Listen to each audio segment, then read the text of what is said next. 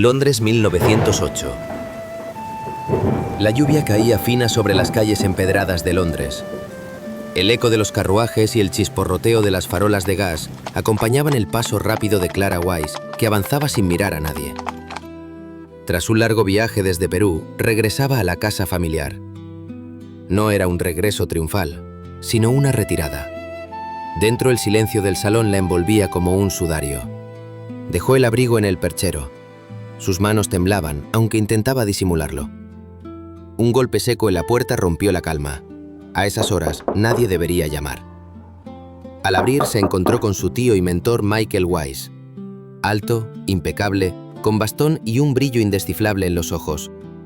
Sin una palabra, él entró y se sentó junto al fuego. Su voz era grave, como si cada frase llevara un peso antiguo. Michael reveló que el portal de Perú, aquel que creyeron destruido, no se había cerrado por completo. Seguía abierto lo suficiente para enganchar su resonancia y enviarla a un punto concreto del futuro. Según él, Jasper Kane estaba vivo en el año 2025 y debía ir a buscarlo para salvarlo. Clara apenas podía contener la emoción. Del bolso extrajo un mapa antiguo, hallado en la primera aventura, con símbolos idénticos a los de Egipto y Perú. Mostraba la ubicación de una cámara en Islandia. Michael lo examinó con interés, pero guardó silencio. Fueron hasta la casa de Michael y allí la condujo a su despacho. Paredes cubiertas de relojes, estanterías con libros y en el centro un extraño dispositivo de bronce y cristal que emitía destellos. Mientras lo ajustaba, habló de coordenadas temporales y puntos de anclaje. Clara escuchaba a medias, su mente estaba en Jasper. Michael advirtió que una vez cruzado el umbral, no habría marcha atrás. La cámara temporal era fría y húmeda, iluminada por runas que brillaban con luz dorada. Michael accionó el mecanismo. Un resplandor intenso envolvió a Clara y su figura se desvaneció en la luz.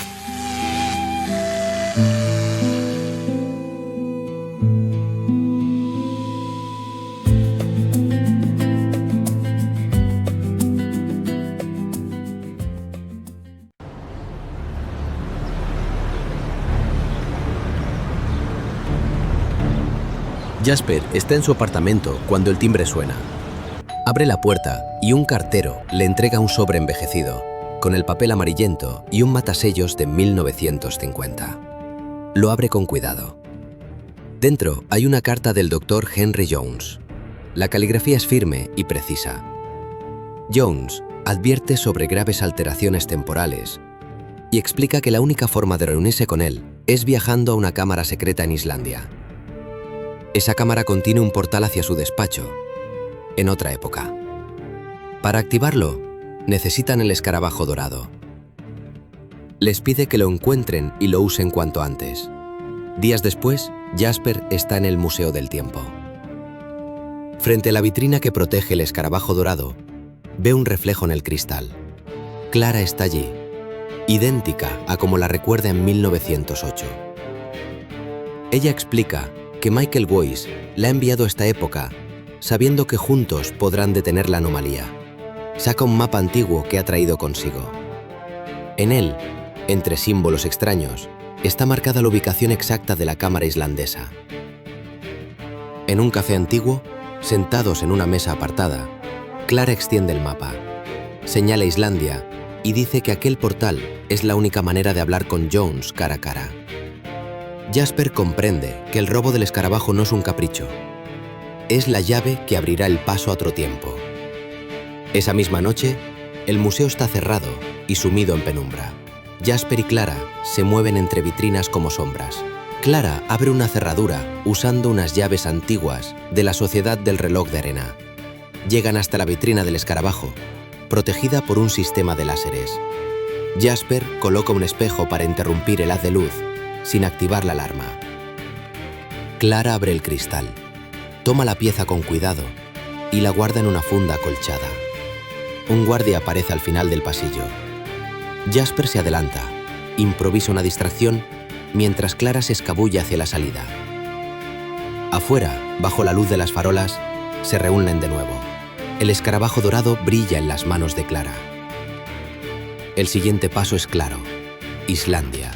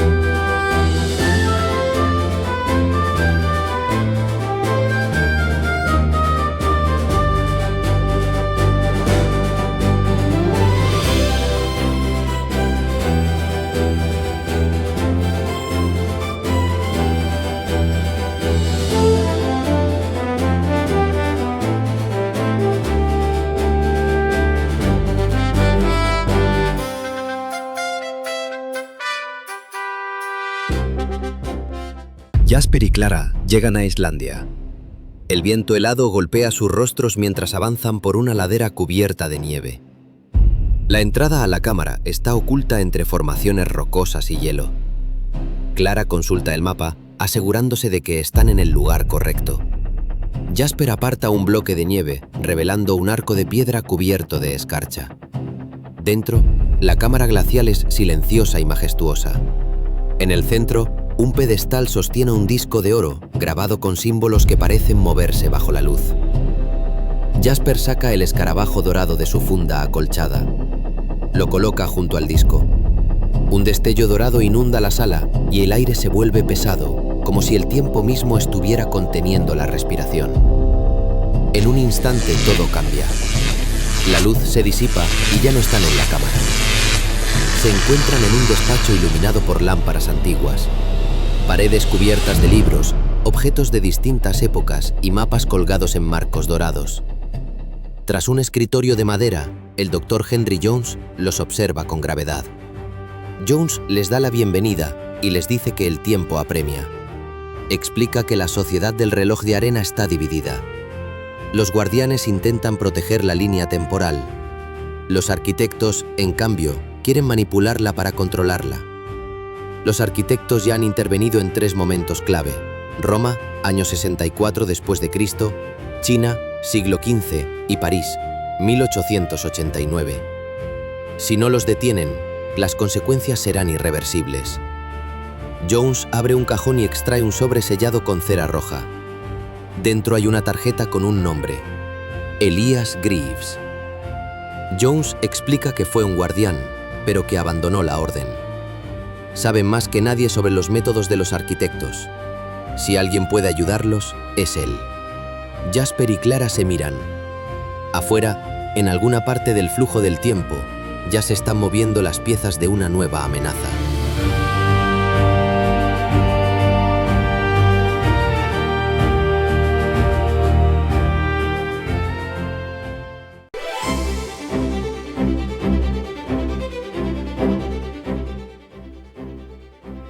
Elias Greaves vivía en Lisboa. Aventurero, historiador y, según decían, ladrón ocasional de reliquias. Jasper y Clara sabían que si querían continuar su misión, tendrían que encontrarlo. Era el único que conocía el secreto para moverse por el tiempo sin máquinas ni artefactos conocidos. La lluvia golpeaba los adoquines. Entre el aroma a café y tabaco, tranvías amarillos recorrían las calles empinadas. Siguieron las indicaciones hasta una taberna junto al puerto. Entre marineros y contrabandistas, un hombre de barba corta y chaqueta gastada escribía en un cuaderno.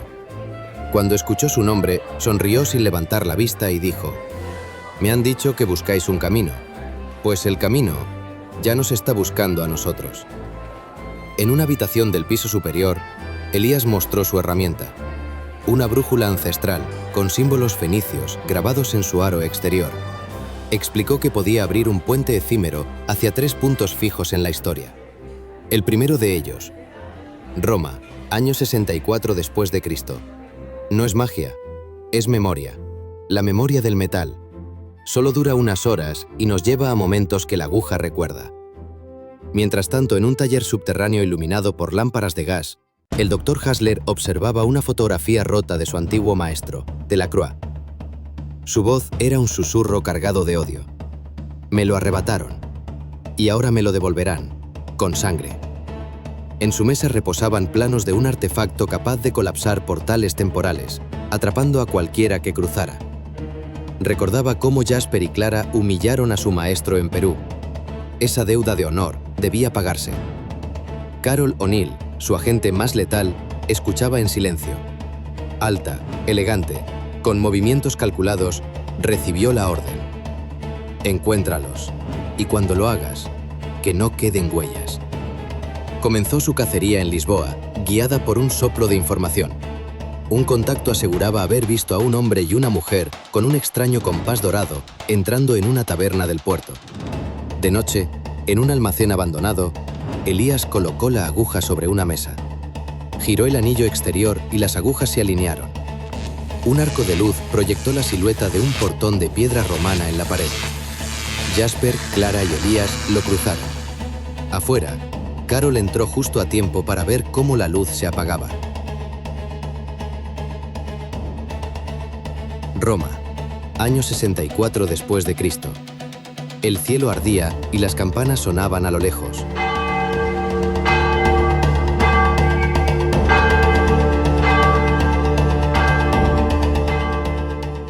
El portal se cerró detrás de ellos con un destello dorado. El aire cambió de golpe. El olor a humo y ceniza les golpeó el rostro. Frente a ellos la ciudad ardía. Llamas gigantescas trepaban por los tejados de madera, iluminando un cielo nocturno teñido de rojo. A lo lejos, campanas y gritos se mezclaban en un rugido constante. Todavía con sus abrigos y ropas de 1950, Jasper, Clara y Elías corrieron hacia una calle lateral para apartarse de la multitud. Allí, entre columnas de piedra y sombras danzantes, Elías habló rápido. Los arquitectos están aquí para sacar con vida a un senador. Esta noche en la historia original muere en el incendio. Si sobrevive, alterará el futuro y no para bien. Jasper lo miró con incredulidad. ¿Estás diciendo que tenemos que asegurarnos de que muera? Estoy diciendo que la historia debe seguir su curso, replicó Elías. No salvarlo, es salvar nuestro tiempo. Sin más palabras, Elías les guió hacia un viejo almacén que conocía de viajes anteriores. Forzó la puerta y dentro sacó de un arcón 3 túnicas romanas y capas ligeras. Se cambiaron deprisa, ocultando sus ropas modernas en un saco. Con vestimenta local, se mezclaron con la multitud que corría por las calles empedradas. Avanzaron por un foro envuelto en humo, siguiendo la ruta que, según Elías, llevaba hasta la plaza donde los arquitectos intentarían extraer al senador. Entre las sombras, figuras armadas custodiaban los accesos. Guardias romanos, pero también hombres con actitud extraña, demasiado coordinada para ser simple tropa. En la plaza, las llamas iluminaban una escena caótica. El senador, un hombre de porte imponente, era rodeado por 2 agentes de los arquitectos disfrazados de ciudadanos, que intentaban abrirse paso hacia una carreta preparada para sacarlo. Jasper y Clara se adelantaron entre la gente. Clara derribó una pila de ánforas para bloquear el camino. Jasper, por su parte, empujó una viga caída para cerrar otra salida. Los guardias romanos gritaban órdenes sin entender el verdadero motivo de aquella confusión. De pronto, un filo invisible se cerró alrededor de Jasper. Una mano firme lo sujetó por el hombro y lo giró. Allí estaba Carol O'Neill. Su mirada era hielo puro. «Al fin te encuentro», susurró. Intentó arrastrarlo hacia un callejón, pero Clara se lanzó sobre ella, empujándola contra una pared. Carol soltó a Jasper y contraatacó, obligando a Clara a retroceder. Elías apareció y tiró de ambos hacia la multitud. Entre el humo y los gritos, lograron perderla, pero no por mucho tiempo.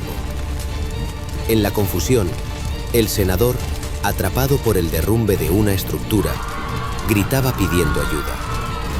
Un guardia rumano intentó rescatarlo, pero las llamas lo obligaron a retroceder.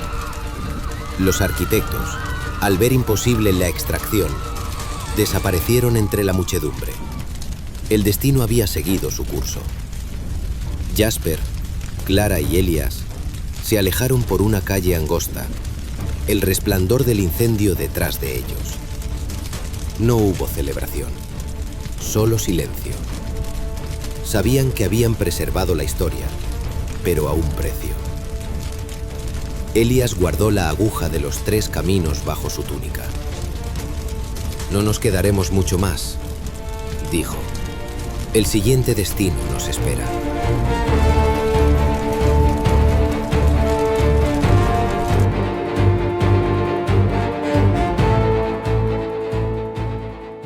En una cripta oculta bajo las ruinas de Roma, el silencio solo se rompe por el goteo de agua sobre la piedra. Jasper extiende el mapa temporal sobre una mesa cubierta de polvo. Entre las marcas conocidas, un nuevo punto brilla con intensidad, acompañado de extraños caracteres chinos. Clara lo observa en silencio, mientras Elías extrae la brújula temporal. La aguja vibra sin descanso, apuntando hacia el este.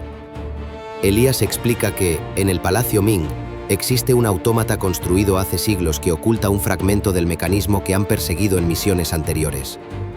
Si Carol llega antes que ellos, podría utilizarlo para abrir portales estables en cualquier época, alterando la historia para siempre.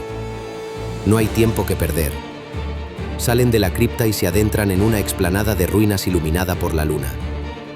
Jasper ajusta la brújula temporal y un halo dorado surge en el aire, formando un círculo perfecto. Al otro lado, se abre un pasillo majestuoso, con columnas rojas y techos de madera tallada. El aroma a incienso y el murmullo de voces lejanas atraviesan el portal. Sin vacilar, cruzan juntos hacia su nueva misión. El brillo se disipa y, de pronto, están en la sala del trono imperial. La estancia es inmensa, con pilares rojos, dragones dorados y sedas colgantes que se mecen suavemente. Jasper, Clara y Elías, ahora vestidos con túnicas de seda bordada y tocados propios de la dinastía Ming, caminan discretamente entre cortesanos y guardias. Sus miradas se cruzan en un silencio cómplice. Saben que el autómata está cerca. Siguiendo un pasillo lateral, llegan a un taller imperial iluminado por grandes ventanales. Mesas de trabajo cubiertas de engranajes y herramientas rodean un imponente autómata de madera y metal, de aspecto casi humano. Jasper y Elías se acercan para examinarlo, mientras Clara permanece atenta a la entrada. Con cuidado, encuentran un compartimento oculto en su pecho. Dentro, un destello metálico confirma que el fragmento está en sus manos. No hay tiempo para celebrar. Al salir al patio amurallado, el sol ilumina jardines de loto y estanques cristalinos. A lo lejos, Carol avanza escoltada por soldados Ming. Jasper activa un pequeño dispositivo y un portal brillante se abre frente a ellos. El aire se agita como si el tiempo mismo estuviera cediendo. Sin mirar atrás, cruzan los 3 juntos, segundos antes de que Carol pueda alcanzarlos.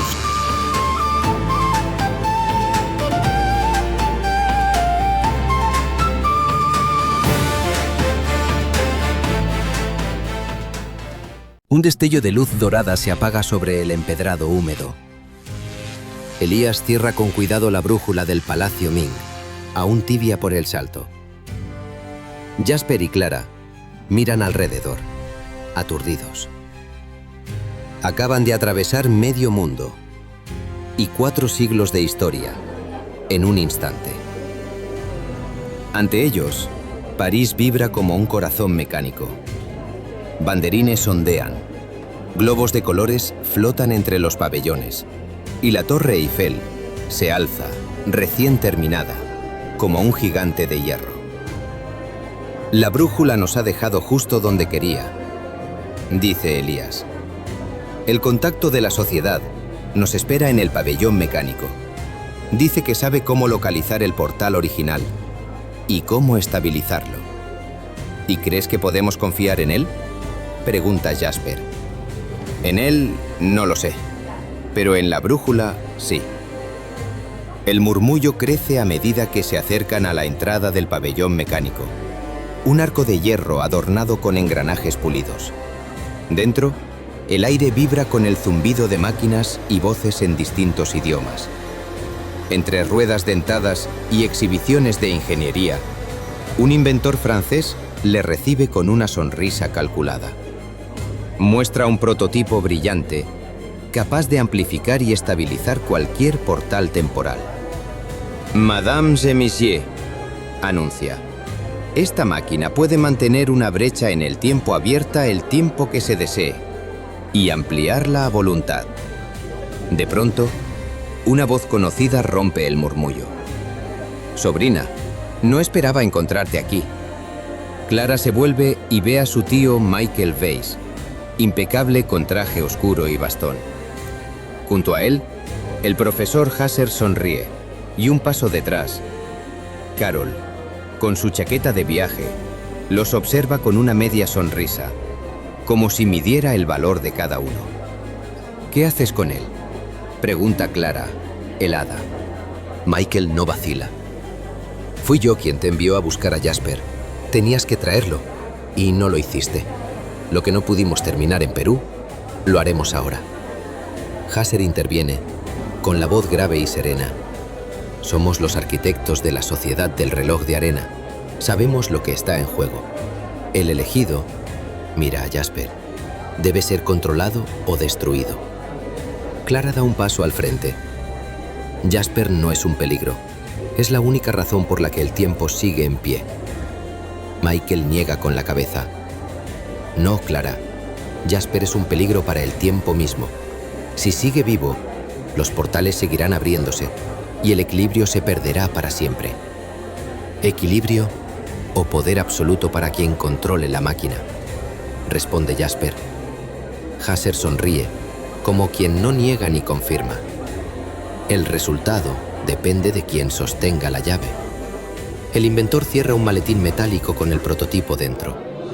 Hasser hace un gesto breve y los suyos se disponen a marcharse.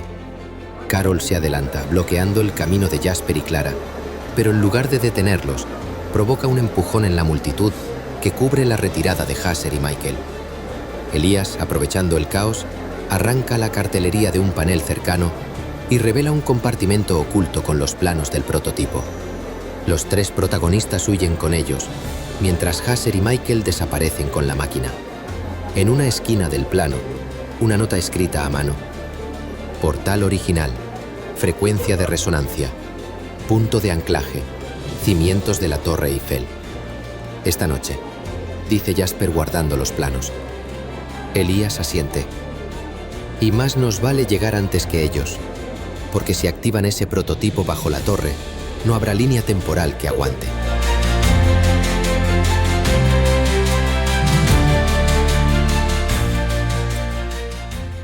Bajo la Torre Eiffel, las sombras se tiñen de azul con cada pulso del prototipo.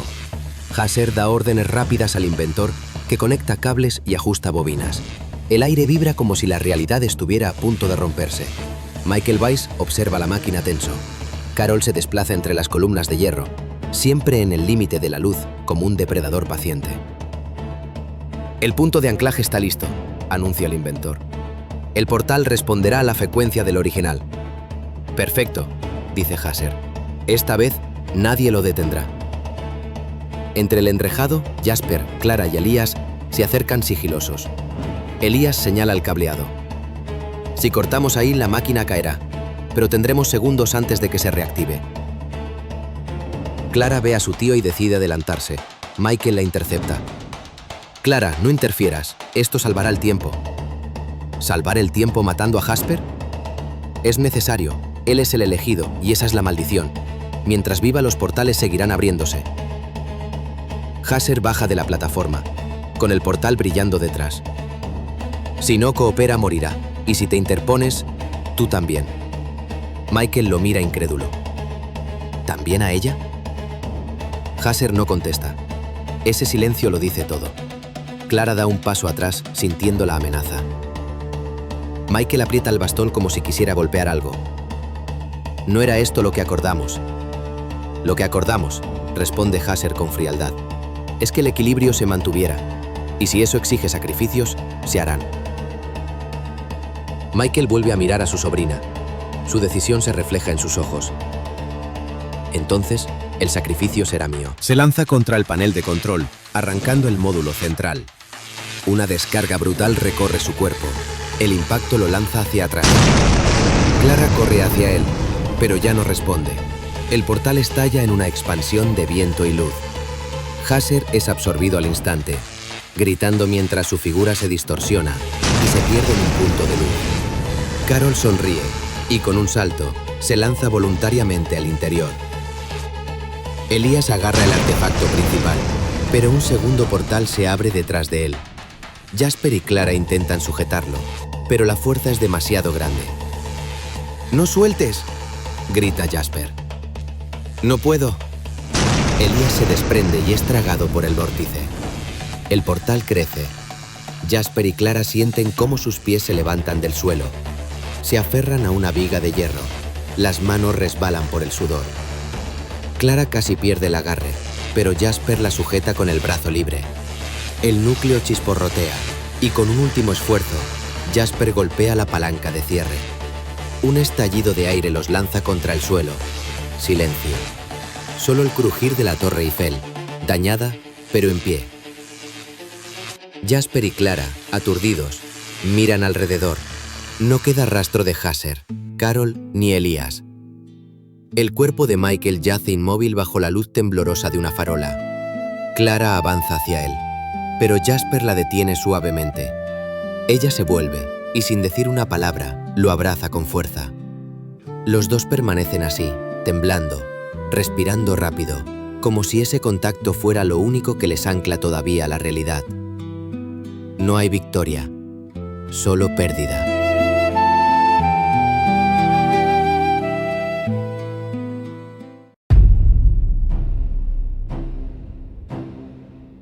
El Museo del Tiempo está más silencioso de lo habitual. Jasper y Clara avanzan entre vitrinas, observando cada objeto con cautela. Algo no encaja. Las piezas están ordenadas de forma distinta. Muchas tienen etiquetas con fechas y lugares imposibles. En una sala lateral, un expositor entero está dedicado a la Sociedad del Reloj de Arena. Fotografías antiguas en blanco y negro muestran a miembros de la sociedad, pero en una de ellas, tomada supuestamente en 1921, se ve claramente a Clara y a Elías posando junto a desconocidos. Clara retrocede pálida. «Yo nunca estuve ahí». Jasper se queda mirando la imagen. «O todavía no». En ese momento, una alarma suena en el museo. Las luces parpadean. Un guardia pasa corriendo, gritando que hay un fallo en el archivo central. Jasper y Clara se miran. La sensación es inequívoca. Algo en el tiempo acaba de cambiar. Vuelven la vista hacia la fotografía. La imagen parpadea y ahora Jasper también está en ella.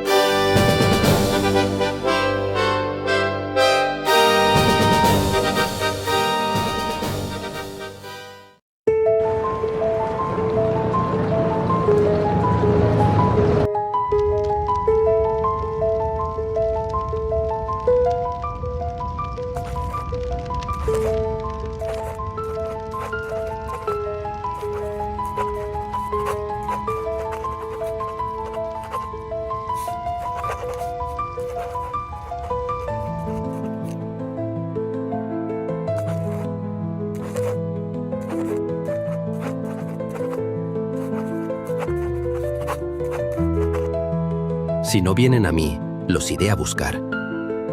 Claro, viejo amigo, yo te ayudaré, si es que encontramos antes a Junior.